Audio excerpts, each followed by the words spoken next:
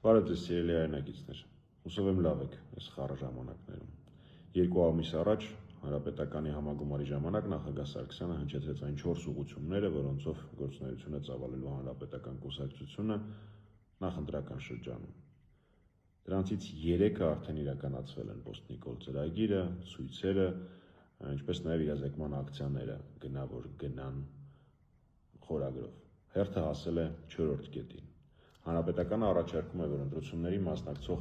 բոլոր կուսակցությունների եւ դաշինքների նախընտրական ցուցակների առաջին 30 համարների տեխնացուները ստանձնեն հրապարակային պարտավորություն։ Իհարկե բոլոր ուժերը, գրեթե բոլոր ուժերը արդեն ասել են, որ Փաշինյանի հետ չեն համագործակցելու եւ այլն, բայց մենք առաջարկում ենք հաշվի առնելով դա ռապորտը, որ յուրաքանչյուր տեխնացու ինքը իր խոսքով պարտավորություն ստանձնի, որ իր գործունեությամբ կամ անգործությամբ չի նպաստելու Փաշինյանի կամ որևէ այլ ԿՊ-ականի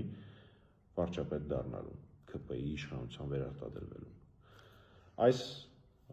վիդեոյի, այս տեսանյութի անվանման մեջ կլինի նաև հրապարակային պարտավորության տեքստը։ Այստեղ թվարկած են Փաշինյանի հիմնական դավաճանությունները եւ յուրաքանչյուր պատգամավորի տեխնացուի առաջարկվում է ստանձնել անհատական պարտավորություն։ Կարծում եմ, որ այս ընտրությունները այնքան էական են, որ մեր քաղաքացիները հստակ պիտի գիտակցեն, որ այս կամ այն տեխնացուն անձնապես խոստացել է որևէ կերպ չնպաստել Փաշինյանի իշխանության վերարտադրությանը։ Ֆորմատի ձևաչափի հարցում բացարձակ որևէ խնդիր չկա, ուզում եք Facebook-յան գրառմամբ, ուզում եք ձեր հարցազրույցներում, նախընտրական